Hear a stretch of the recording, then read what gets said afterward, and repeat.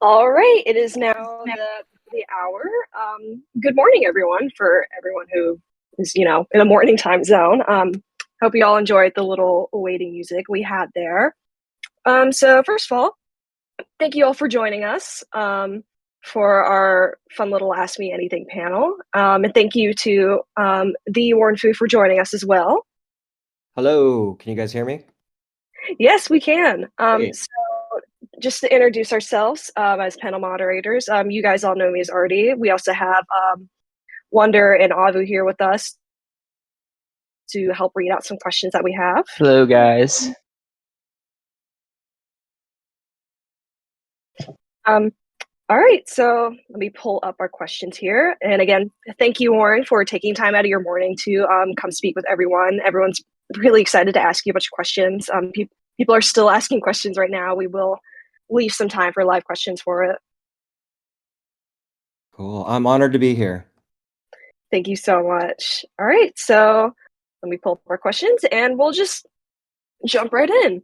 All right. So we like to start at the beginning for everything and kind of work our way to present day. So Okay. we wanted to start by asking the very classic question. How did you first meet Daft Punk? Through Blues Films, another musician contact, management, that sort of thing. Yeah, so I first met Daft Punk. They had reached out to my production company, Partisan. And yeah, I just got a call from my rep saying Daft Punk would like to meet with you.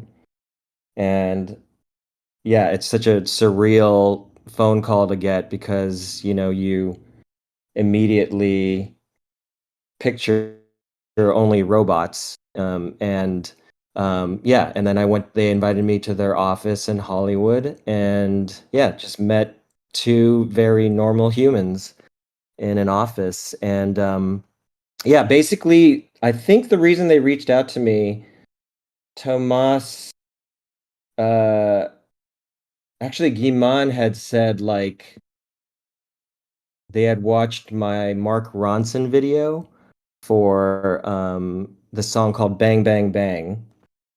And I had done sort of this vintage Tron looking aesthetic for that video. And Tomas is the talkative one, and he was talking the whole time. And Giman was eating a sandwich quietly at the table. And then, Tomas went on about how, like, the first Tron movie was really special to them growing up. And they were, doing the soundtrack. And they had reached out to me because they weren't really going to do a music video for Tron, but then, uh, uh, because it was more just a score for the movie and they didn't think of it as any singles. And they said, well, Derezed is our probably the one that could be a single. So we want to do a music video for that. And it's an instrumental and it's 2 minutes, but as much as they love the new aesthetic for Tron, they wanted the music video to capture some of the feeling of the nostalgia of why they fell in love with the original Tron. So, uh, yeah, Tomas kind of told me all about that, and then Giman said, "Oh, once we saw the glow you did on Mark Ronson's shoe in that Bang Bang Bang video, he said we knew you were our guy." So yeah, so that's how I got to know them, and I ended up, and they're very big on like, letting me have creative freedom. So they basically said, come up with an idea for the Tron music video, and yeah, and then I just kind of that was the birth of our working relationship, and I came back with this idea of uh,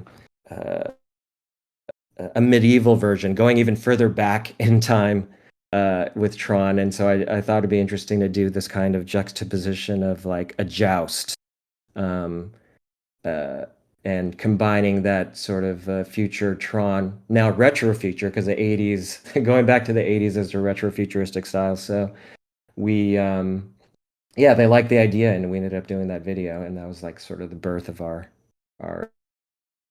friendship and working relationship.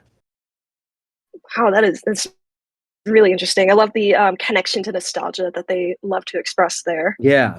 Yeah, they're really big. It's interesting because like if you could see it in a lot of their, um, they're really big on the things that touch them as kids. Like if you look at the Homework album, all their references and heroes are in that gatefold.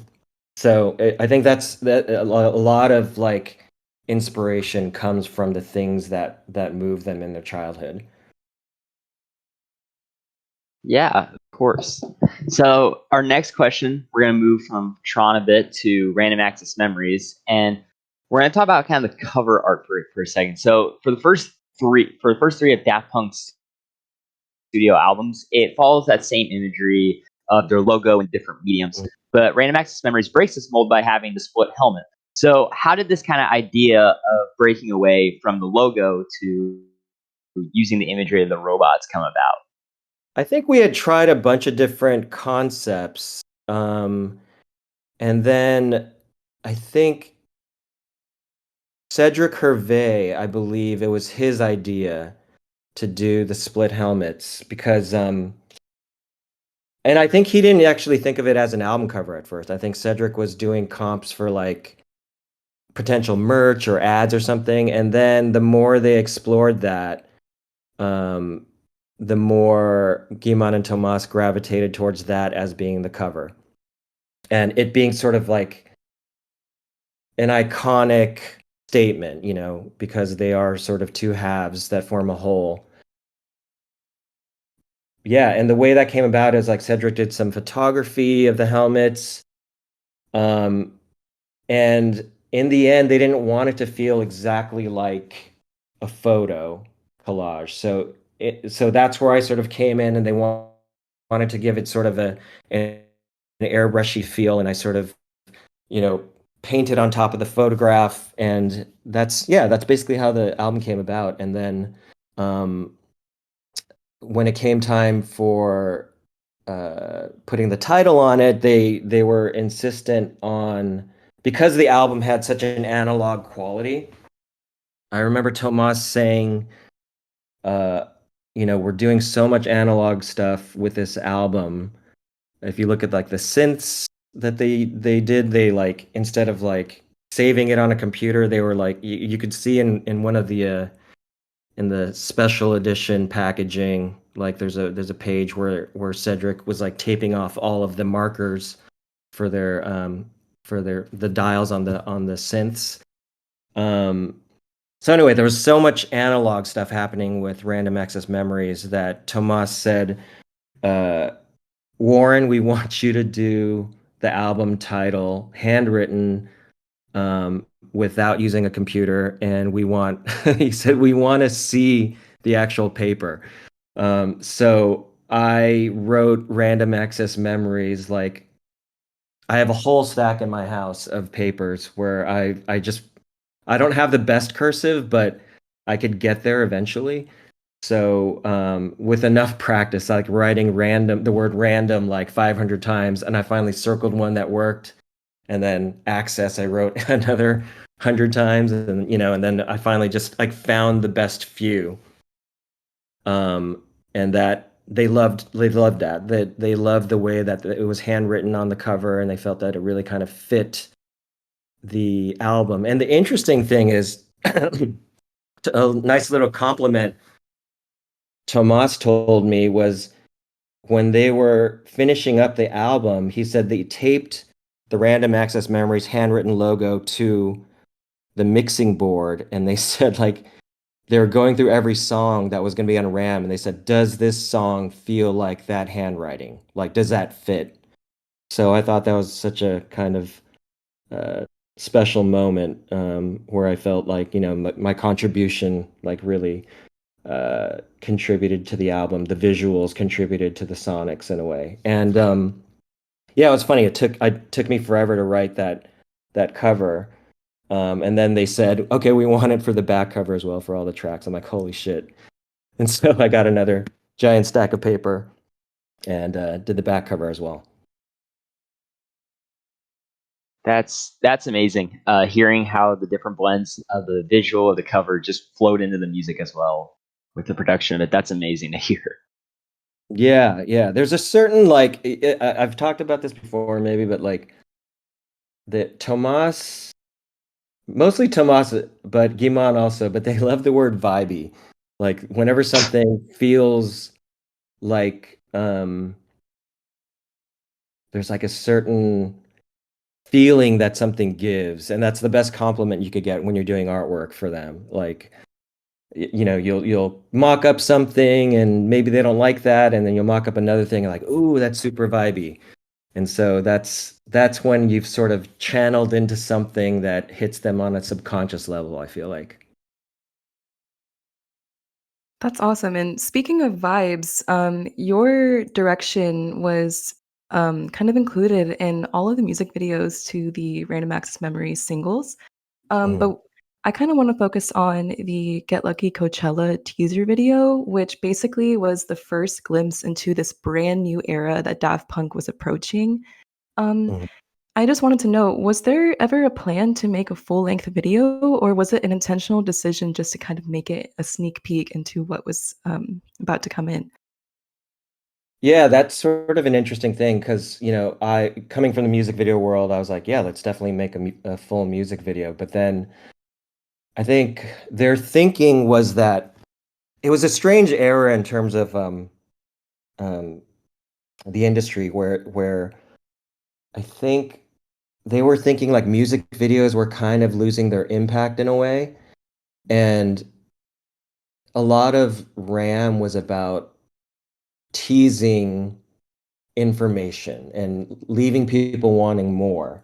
And so like it was almost like this thing. It's like, let's just do this like it was their idea to do just like a 30-second almost glimpse into this world, this fantasy world with Nile Rodgers and Pharrell and them playing, instruments and just giving people a glimpse of that feeling, just and they wanted to like put all the money towards making this pristine visual that's really simple and just them playing together in this field of stars.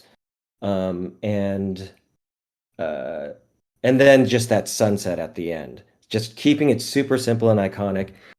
Um, and then it's kind of funny because like after that, you know, people started making their own Get Lucky videos, and then labels didn't know what to do with just a 20-second, 30-second thing. Like we need, I mean, the labels like we really need a music video because people are making their own versions, just like cutting other pieces of other Pharrell videos and other Daft Punk videos or using Electroma footage. So I think in the end they kind of gave in when it came time for Instant Crush that yeah, okay, let's just do a full music video for that. And actually with Lose Yourself to Dance, that was actually supposed to be just a teaser as well.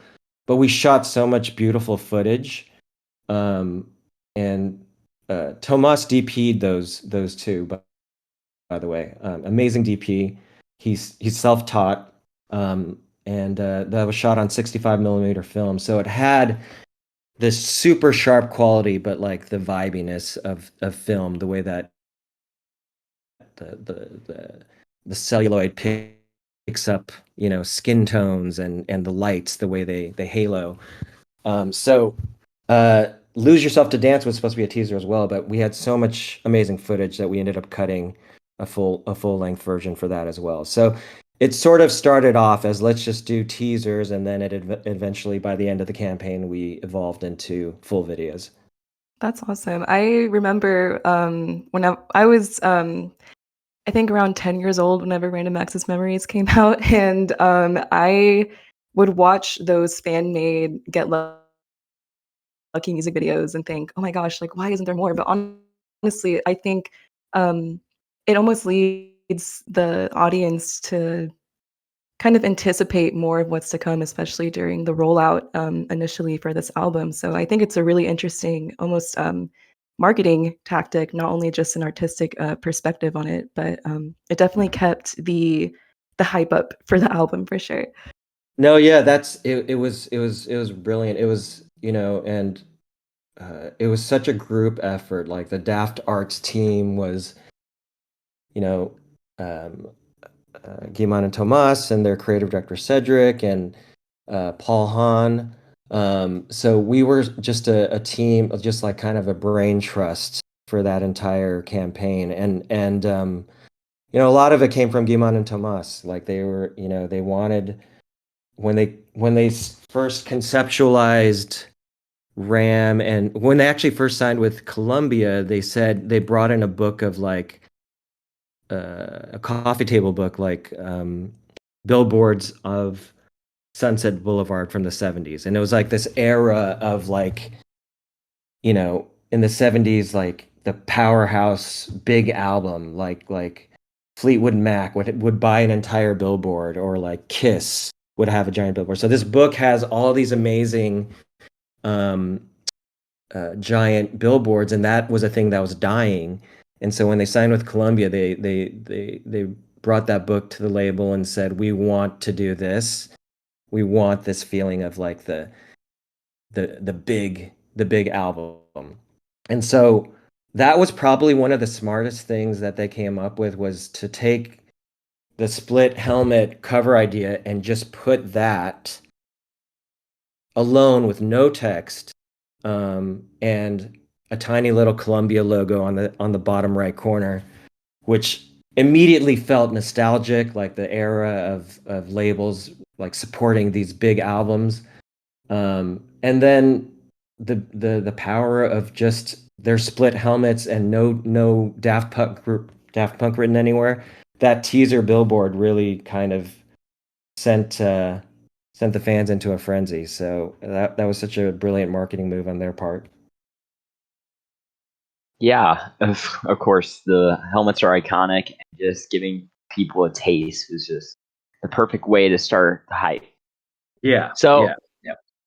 so we want to jump ahead about 8 years now to 2021 with the announcement of Daft Punk's retirement. Now, you were probably one of the first ones to hear this news, as you provided the artwork for the iconic epilogue graphic with the robot hands and gloves. What was your reaction to hearing the news of their retirement, and what was kind of the direction you were given at all for this announcement?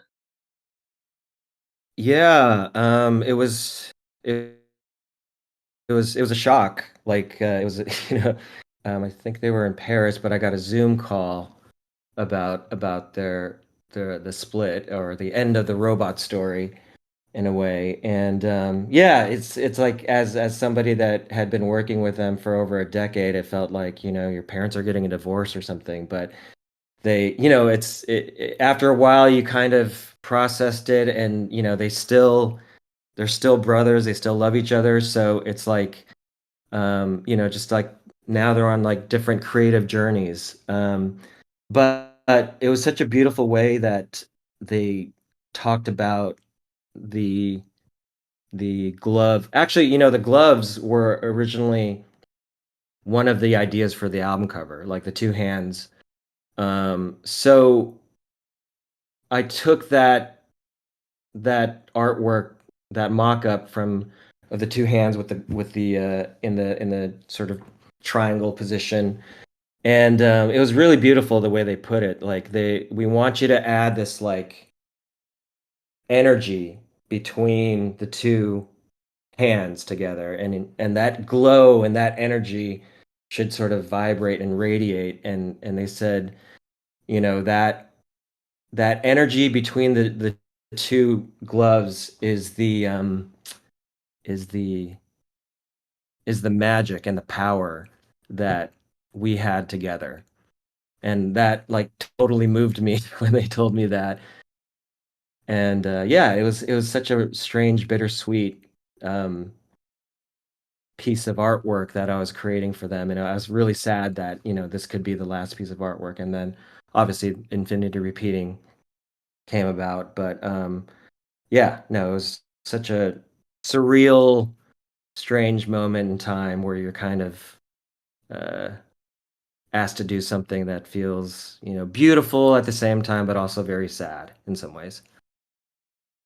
Yeah, God, and what a big responsibility, 'cause that's the image of, them bowing out. Like, that's it. Like, or at least that's what we thought. We were like, oh god, this is it, they're gone forever. But Yeah. as we can see, we've been very lucky to have all this celebratory content, like, you know, Ram 10. So we have a few questions in here that they're probably going to be repeat questions for you with the new release of the making of videos, which was only able to grab a glimpse of it since we were tech checking, but they look beautiful. So if anyone here has not seen them yet, we highly encourage you to go watch them literally as soon as this is over. I have it in another tab myself to watch it when we're all done. But yeah, we have a few questions about all the beautiful, beautiful Ram 10 stuff that we've been so lucky to have. And we just got our very last memory tapes episode too. The really awesome memory tape series of interviews, the 10 episodes, kind of helping to close out the era, the year of Ram. So whose idea was it to reunite everyone, so to speak, for the series of interviews? I'm not sure whose actual decision it was. I know Cedric, their creative director, called me about doing a follow-up to the original Collaborators series. And I think it kind of came about. Oh, you know how it sort of came about was they wanted to interview Julian about infinity repeating. And Julian wasn't available for the original Collaborator series, so they said, "Oh, it's really important to get Julian's take on it." And then I think Julian, through his management, said, "Well, who's gonna shoot the interview? Can Warren do it?" So, yeah, and it just kind of made sense that I was sort of the person that introduced Julian to Daft, so it just kind of made sense that I would direct that interview with Julian. And then I think they're like, well, if we're interviewing Julian, it'd be great to get like a follow-up series with seeing how things have changed in the last 10 years and kind of go deeper into the making of. But yeah, it was just a way to sort of see things from a different perspective 10 years later and to celebrate the release. So yeah, it was such an honor to direct those documentaries, and actually being on the visual side of things, there were a lot of things that I didn't know about the recording process that I learned, and there's tons more footage that we got that aren't in the memory tapes of some of the musicians talking about the creative process of collaborating with Guy-Manuel and Tomas. So yeah. Oh, and one thing I wanted to say about the cover again, that was Cedric. I think it might have been Cedric's idea to do the crystal helmets and for the split helmets for the re-release, and I think he had talked about it with Guy-Man and Tomas, and they already had this idea for the crystal helmets. And again, it was like, Cedric kind of starting off with these concepts, and then I came in and sort of added this like kind of airbrushy feel to it. But the concept behind the crystal helmets is like after they've split up and they're humans again, the crystal helmet is like being able to see into them. They're no longer hidden by the helmets, and the crystal is something that's transparent. So a lot of the stuff with the celebration of Ram 10 is sort of lifting the veil and letting people kind of see behind the curtain. Oh yeah, and it sounds like the stars really were just aligning for everything to work out the way they did, and that imagery is really just some gorgeous metaphors there for the end of our usual era, but the start of a something much more retrospective. Mm-hmm. Exactly. Okay, so that collaboration with Julian Casablancas that ended up becoming Infinity Repeating as we know it today. We do know that some of these questions may be repeated, but could you tell us about some of the inspiration that led to that video being created, because it is pretty. It's a pretty interesting journey through kind of starting out in like this hand drawn world into something that's a little bit more modern with animation involved and such. Yeah, how did that come about? Like, let me think. Like, um, the guys gave me free rein on this one. They said, just come up with an idea, I'll submit a treatment, and they liked the idea, and they kind of were hands off with a lot of it, but there was a lot of serendipity. I think like um when they first described the song to me, they said it's like a hypnotic loop. Um and they stressed to me like, this isn't like a single. Like Instant Crush is like a pop song, it's got this like, big big epic chorus, and it's a little bit more sort of crossover in some ways. And then Infinity Repeating was Julian had told me about it over the years. He's like, there's this weird song we never finished. Like this, it's just he loved it because of its weirdness in a way. It's not a big pop song, but the way they described it to me, and Cedric also said, yeah, yeah, it's got this like kind of uh, earworm quality where it doesn't like jump out to you the way that Instant Crush does, but after a while it gets stuck in your head, and it's totally true. So um, uh, they let me hear the song finally after all those 10 years, and then I was brainstorming ideas, and I totally got the hypnotic quality from it, the loop. And so I think, okay, I want to do something that feels hypnotic. So uh and another thing is like, I think Tomas's idea was like, I think it should be animated because the band is no longer together. So we don't want to do something that's like like bringing the robot suits out and shooting this crazy big budget music video. It should be like an animation. So that's all he said, is like, yeah, it's maybe something in the animated world. So I was thinking about that, listening to the loop, and then I thought, okay, a walk cycle is something that animators all know as this test, um, to show uh, how a character moves, basically. So it's in some ways the walk cycle is a demo, and this song is a demo. It's never like it wasn't like fully flushed out as a single. So um, so yeah, I think that was the basis of the concept. Let's do a walk cycle.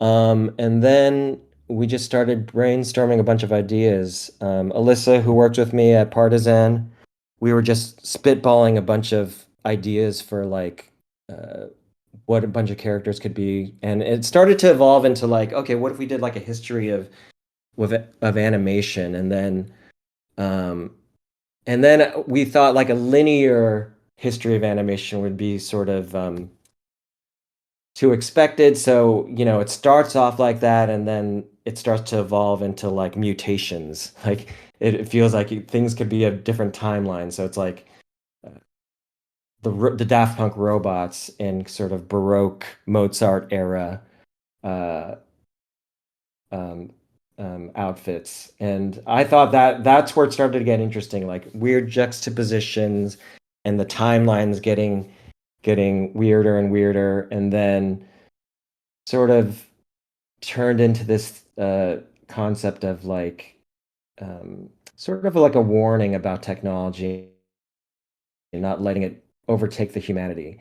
And so at the end we have this like uh, and then the song gets really chaotic at the end, like the guitars, the Void's guitars that uh, are at the very end of the song really sound chaotic. I was like, okay, yeah, it feels like technology getting out of hand, and then the song suddenly ends, and then this sort of android human technology hybrid crashes and burns at the end, and it loops back to the circle drawing at the beginning, and I was like, okay, that really feels like infinity repeating, like Like we could if we're not careful with technology, we could, you know, end ourselves and start from scratch at the beginning again.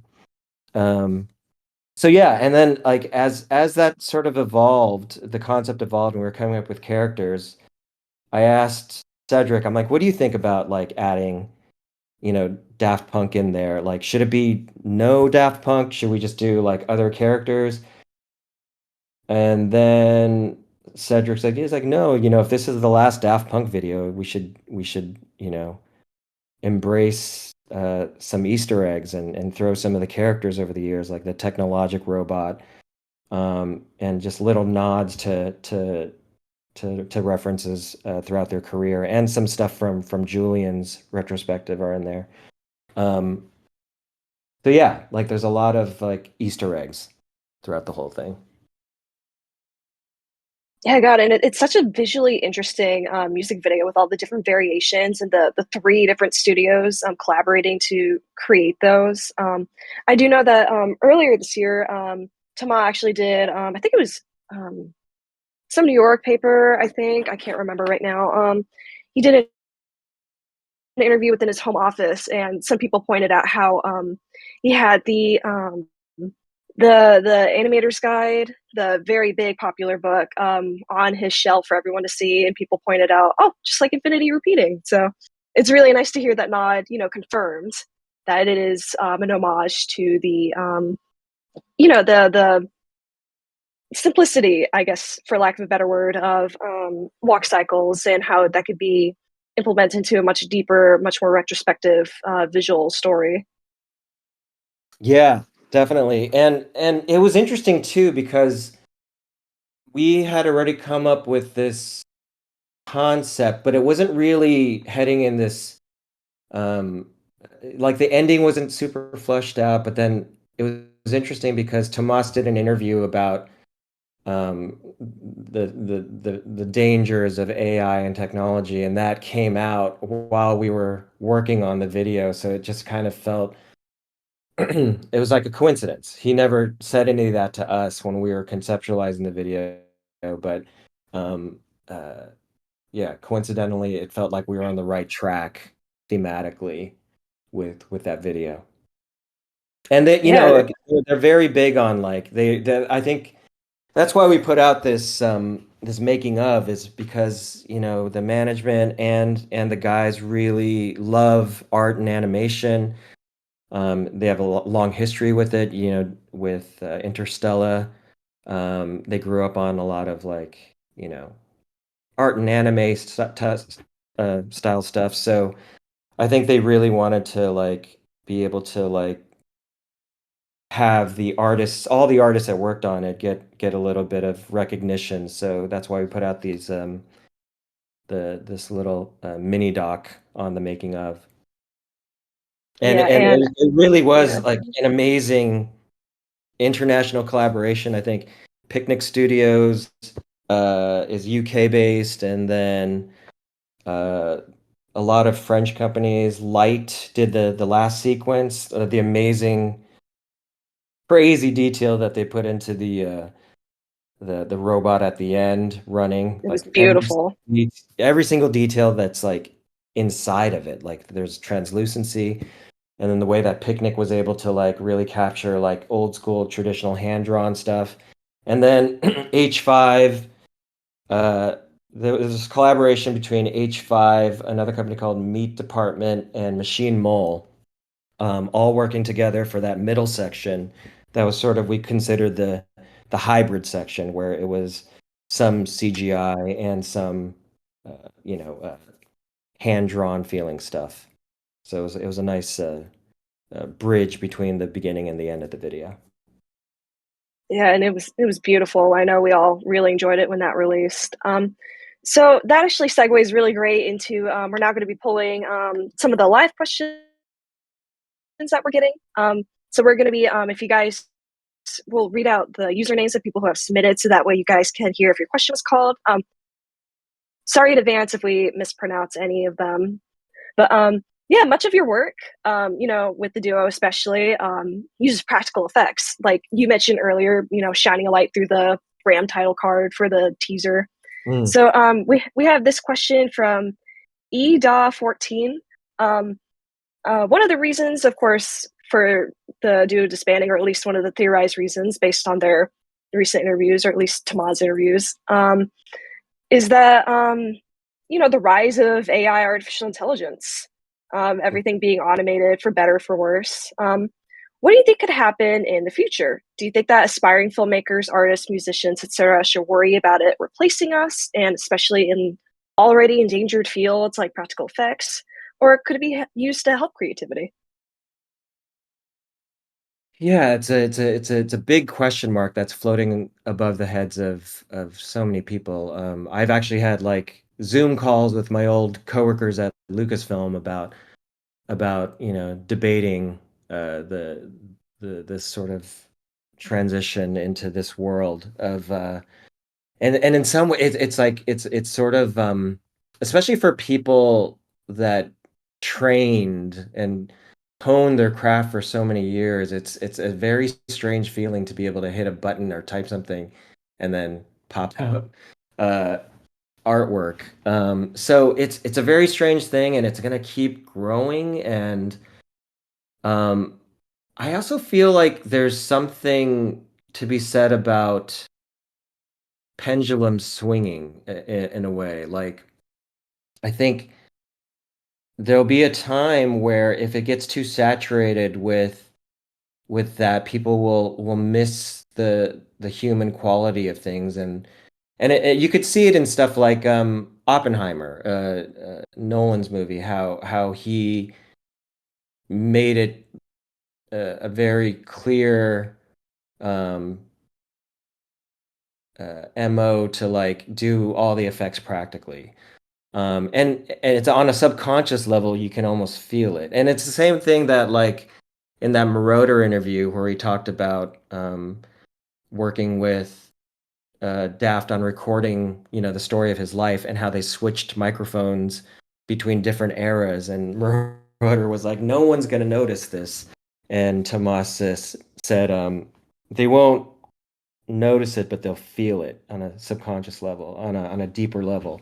So I feel like there might be, I think inevitably a lot of the industries are going to start using it, and a lot of artists will sort of do a hybrid thing where they're using it as a tool to increase productivity, or there might, and not to say like it's all bad, because I feel like there are applications of AI that are creative, and I think it's all about making sure that the human element, the human creativity is still present.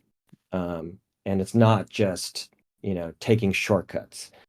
So yeah, it's hard to say where we're headed. There might be like sort of a pendulum swing back where like people want to see more organically human created content. And um, yeah, there might even be stuff like, how there's organic food stamps, like organic. Maybe there's going to be a world where people are like, this is a completely human analog made production of a film or artwork. I don't know. But it's a really uh, interesting and somewhat scary time in a way. But it's hard to know where this is headed. Yeah, it's really just brand new, Yeah, like and an uncharted territory. it's accelerating and changing so fast. I don't, I've never seen things changing, within every 3 months. It's crazy. And it's almost exponential, this change that's happening.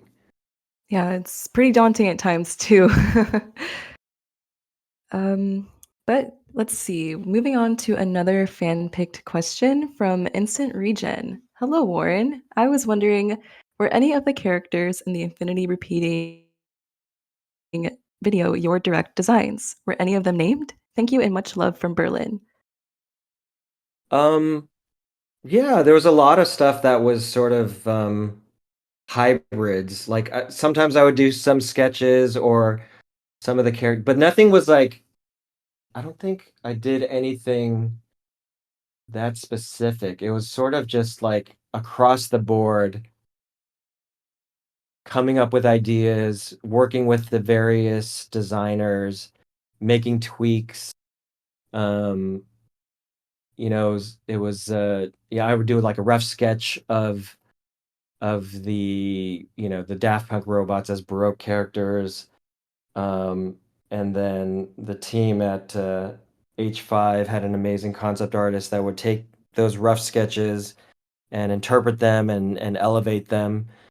So yeah, no, it was a really it was all just kind of a hybrid of uh, of characters, and we just had like temporary names for them. Because the video doesn't ever spell out anybody's names. We just had like temp names for things like pregnant robot or anime girl, uh, Baroque Daft Punk were some of the ones, and then yeah, so they all had sort of, and then when we got to the point with the evolving helmets, we just sort of named it by, Grammy helmet is the white one, Alive Tour robots, and then uh, I forgot the name we had for the last one, but the one that just kind of the android at the end that sort of closes the piece. But yeah, no, it was all very collaborative, and it was actually really kind of refreshing to be able to let the artists run with designs and just kind of focus more on the big picture and the feeling of the arc of the video.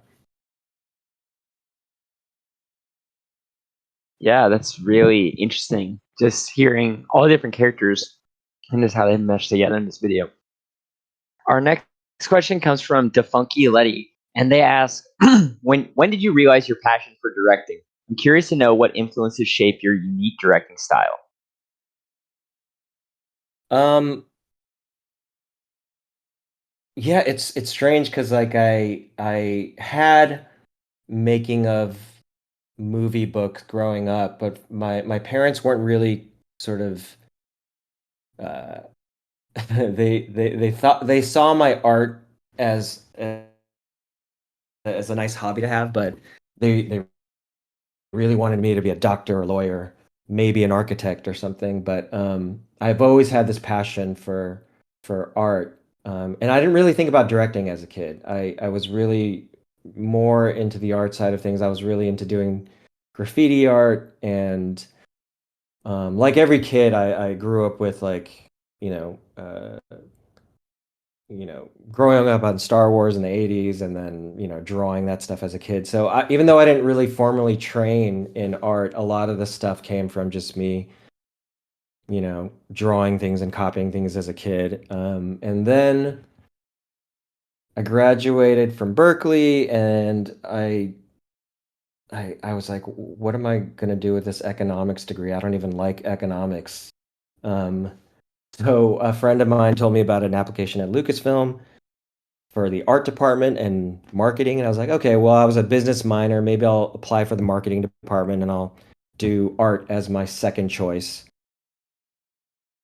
And I submitted a bunch of drawings that I had done over the years. And I wasn't sure whether to put graffiti art in there, but I threw it into my portfolio. And my boss at Lucasfilm um, hired me, and he actually said the reason we hired you is because we saw creativity in your graffiti art. So I'm glad I stuck that into my portfolio.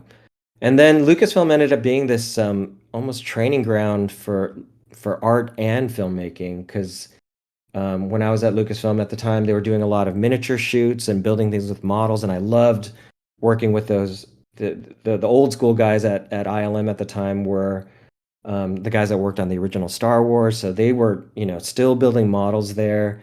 I got to see them shooting stuff. And that's where I was like, okay, like I really like the, not just the art, every aspect of filmmaking. It's so fascinating. And then I applied to be part of the art department up at Skywalker Ranch to work under George Lucas directly. And I got into that group and got to work at Skywalker Ranch with George, and just absorbing it seemed so fun, his job. He had an office downstairs from us at Skywalker Ranch, and he was writing. I think I started working with him on the second prequel, and he would, write downstairs some of the script, come upstairs, give us a bunch of ideas, take out history books and point at paintings that he liked, and then we'd draw stuff for the week, and then I'd go back downstairs, or he'd go back downstairs and then come back the next week with new ideas. And I was like, wow, he really has the best job in the world. I would love to eventually um, be in the driver's seat and direct things of my own. And so I learned how to storyboard and all that stuff from Lucasfilm, and then um, Aaliyah, the R&B singer, I was her art director for her final album, and her uncle, no, her cousin was a big like anime fan, and he asked me to do an illustration of Aaliyah as this anime character, and they loved it, and they're like, can you find someone to make a commercial out of this? And I said, I'll direct it. And just kind of fake it till you make it. I said, oh, I could totally direct it. And then I asked my boss at Lucasfilm, like, I think I got my first directing gig. What do I do? And he's like, cool, you need a producer, you need to hire animators. And he really kind of helped me get my first directing gig going in. And so that commercial aired on TV, and my college friends came over to my apartment, and we all watched it live on TV during the MTV Awards. And that was like, oh wow, that is so cool, just to be able to, be in charge of something, have a vision, even if it's a small 30-second spot. It was just so cool for me to to sort of steer the ship beginning to end on something, and that's when I caught the directing bug, and I, eventually left Lucasfilm and just started to pitch on music videos, and yeah, eventually the Strokes bit on one of my ideas, so that sort of led to my first music videos. Oh, it's great to hear that you had that, guidance behind you. Because wow, what a again, I think I've already called something a big responsibility, but genuinely, what a big responsibility to carry that creative vision to completion. And funnily enough, this next question actually does mention your work for the Strokes. Mhm. So this question comes from Miros, who asks, through all of your incredibly impressive videography, there's been a symbiotic connection between humanity and technology, most often shown through the medium of, animation. Mhm. What has been your experience with working with various animation companies to create mixed media masterpieces, such as The Strokes' Ode to the Mets? How has this process changed since your first exploration into animation with Daft Punk's The Rest to the widely ambitious and polished Infinity Repeating? Yeah, the Strokes Ode to the Mets video. I actually wanted to shoot live action at first, and it was a it was an interesting time, because I don't think that song was even supposed to be a single, and I just loved the song when the album came out, and I just hit up Strokes manager and I said, "Hey, do you guys have a video in mind for this? I would love." I'm just like picturing such like a melancholy, beautiful single shot video for that, and he said, we don't have a huge budget for that's not even supposed to be a single, but if you have an idea, let's show it to the guys. So I typed up a treatment and submitted it. And originally I wanted to shoot a bunch of stuff and maybe mix in a little bit of animation, but then the pandemic hit and we couldn't shoot anything. So in the end, we were at the very start of the pandemic, everybody was sort of like, in our industry, was sort of freaking out and not knowing what to do. And I said, yeah, let's do this as an animated video with a bunch of artists around the world. We'll see who wants to do it, and we'll meet over Zoom, and I'll compile it. So that was the first time I think I did this sort of animation collaboration out of necessity, is because of the pandemic. And then because it worked with with Ode to the Mets, and it kind of all the different styles merged together, and it created a singular piece.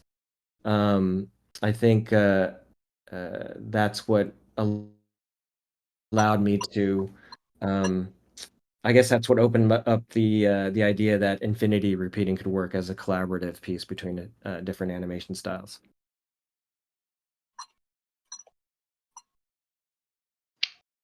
Yeah, that's a really cool insight into how these past experiences can flow into this new one with infinity repeating.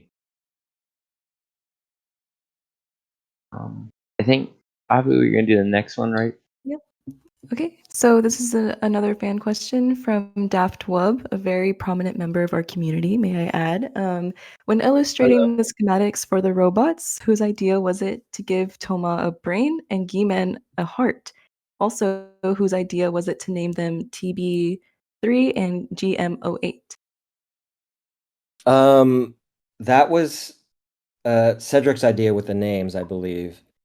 And yeah, I don't know. My brain's a little foggy with that era. It was just I was in the office working with them, and I don't know who said it, but they said like it's actually I started the schematics already, and I was doing the illustrations just based off of what I've seen in Electroma, and sort of Tony Gardner's making of the masks. I got to kind of peer inside some of the photos of how the masks were made.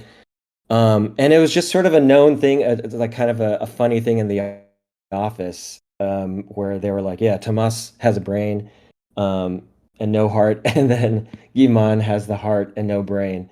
But together, they form a uh, human heart and a human brain, but everything else is robotic. So I don't know who actually said that in the office. It was just kind of one of those things that we were kind of like laughing about, and then yeah, and it's like sort of buried within the package, so it's not like super well known, and we just thought it'd be a fun Easter egg for fans to like, who are really diving deep into like the special edition boxes to see that.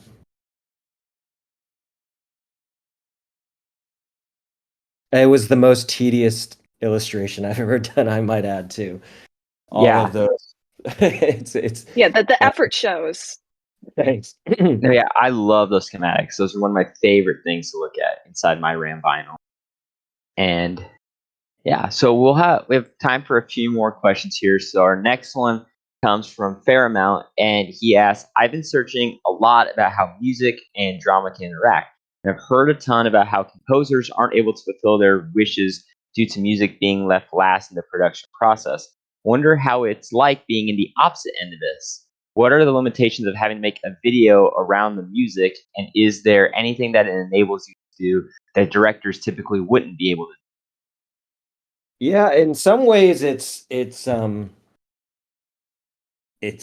easier in some ways because the music is like I've scored projects, like small projects, and it's almost like it's so tough to score to picture, because like the timing has to the music has to match. So in some ways with music videos, the music is done, but you're limited with the visuals in terms of like hitting certain parts. Like, a lot of times I'll like break down a song into like, intro bars, instrumental intro, verse one, chorus one.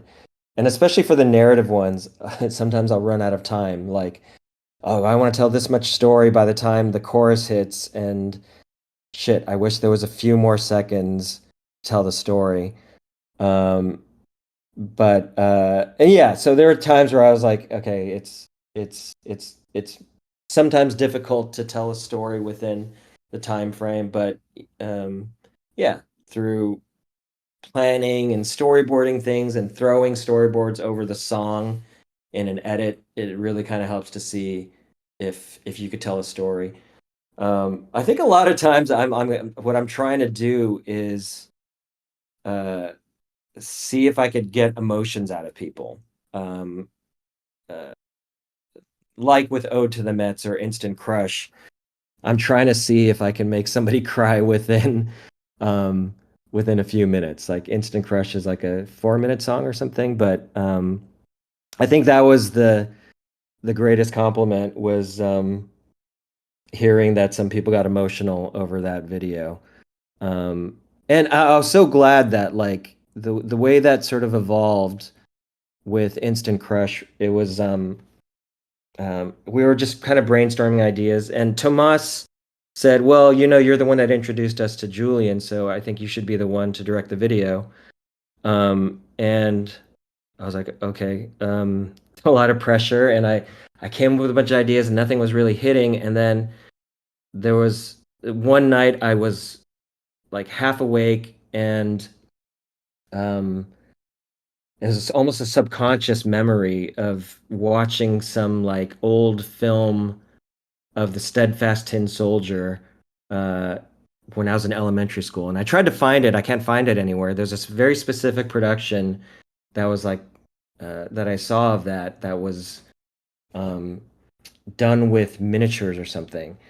And I remember that at the end of that video, end of that film, the ballerina and the tin soldier fall into the fire and they melt into a heart. And I remember being a kid and being super moved by it. It was just so tragic and beautiful at the same time. Like, and then when I heard Instant Crush, there was that same feeling of, you know, it's like the lyrics are a bit abstract in Instant Crush, but there's also this bittersweet feeling, this yearning that's there of something that could never be. And it's at the same time uplifting and tragic at the same time. So I told that to the guys at the office. I said, "There's something about the steadfast tin soldier ending in flames," um, and I think it didn't really stick with everybody in the office. And then people were coming up with more ideas, and then finally, I think Tomas said, "No, no, no, Warren's right. There's something about this ending in fire, this tragedy that really fits the song."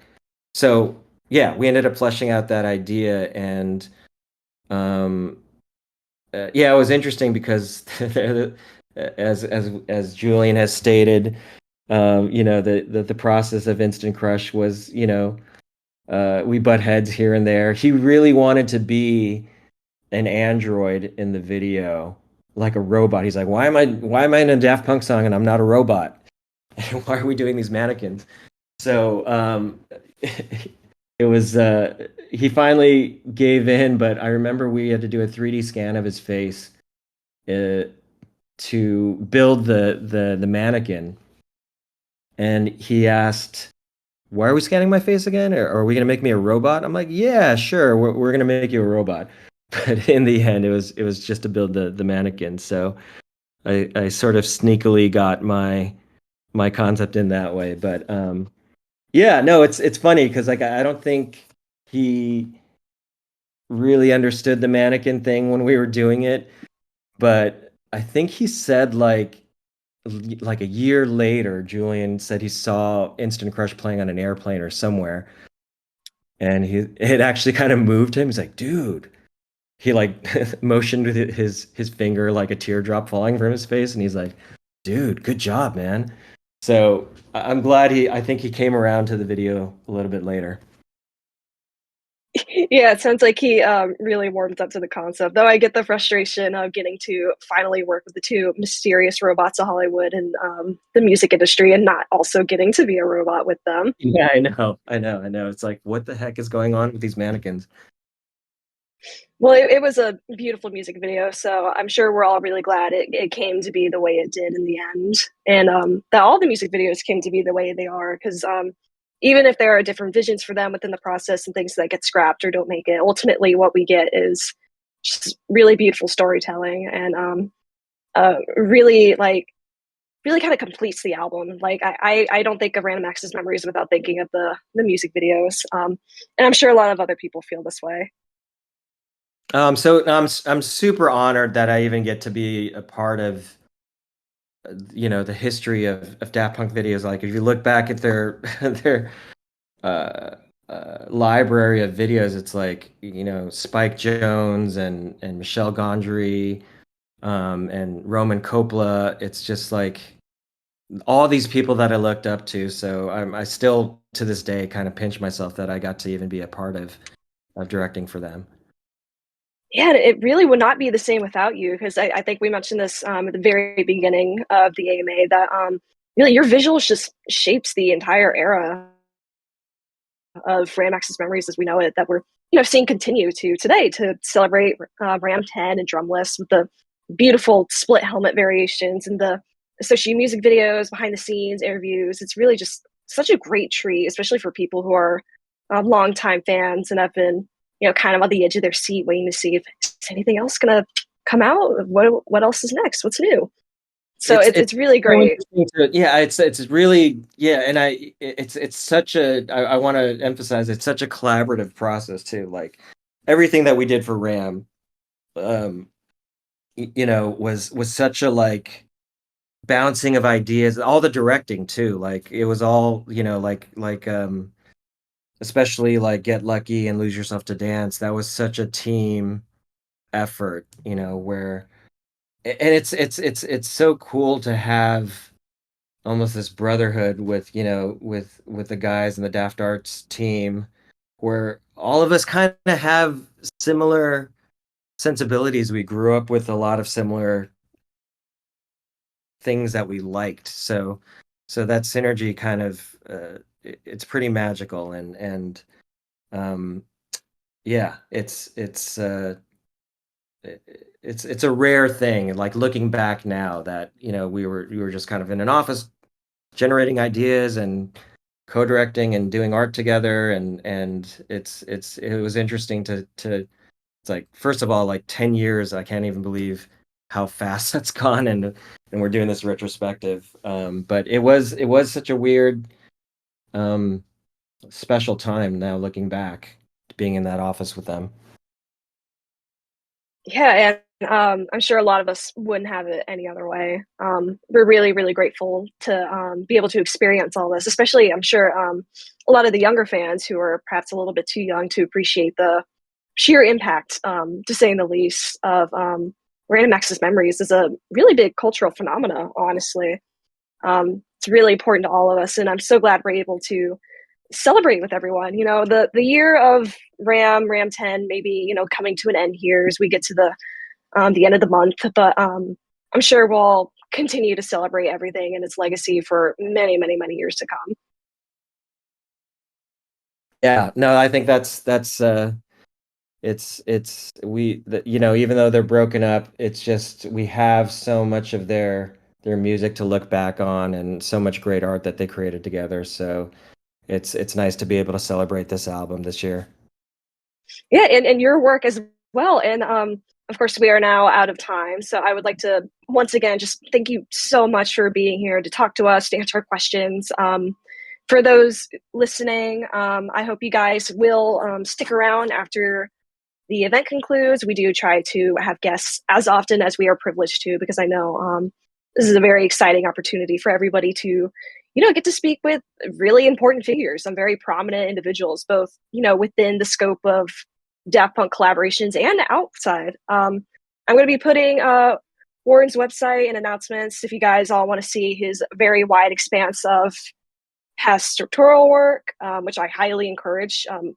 Very beautiful stuff. I watched your coach ad yesterday, and it was just so fun and bright and vibrant. Thanks. Of course. So again, thank you so much for being here. And I'm sure Abu and Wanda are also very happy to have had the opportunity to speak with you. And I thank you too as well for being panel moderators. Thank you, Yeah. guys. Yeah, Yeah, it's thanks been again. a pleasure. Great Yeah, it's been awesome questions. speaking with you. Yeah, so thank you so much for joining us. For Thanks, everyone who's just everybody. showed up, we have some other things going on. I hope you guys will poke around and see what other fun things there are to see. And of course, if you guys haven't, please go watch the making of videos. They look gorgeous. We're so excited to have them. Thanks, guys. Thanks for listening in out there. Bye. Yeah, and thank you so Bye. much. Have a great rest of your day. You too. All right. Thank you all for coming to the Ask Me Anything panel. Again, I do hope you guys stick around. I know a lot of people are just now joining us from the Instagram page. To those of you who are, hi. Thank you for joining us. We do have right now, we just extended it. The remix contest, we give a few more days for it just because we've had quite a few people join us. There are prizes, so I do highly recommend that you check out the remix contest category to go see how to participate. It's open to all 4 albums, which we have never done before. Might not ever happen again to be able to do all 4. Highly recommend. Wonder's running that. Thank you, Wonder. Yeah, no problem. So yeah, we really great submissions so far. Like I've been blown away by just how good and passionate these things are. But yeah, that would conclude our Ask Me Anything panel. I do know some moderators or some friends of staff did record the session. For those who want to tune in later, we are working on a transcript of it for people who maybe weren't able to listen or just want to read it like an interview. So we'll post when that's available. And yeah, thank you all so much for joining us. All right. I want to add real quick. Everyone thank Artie for being able to handle all of this.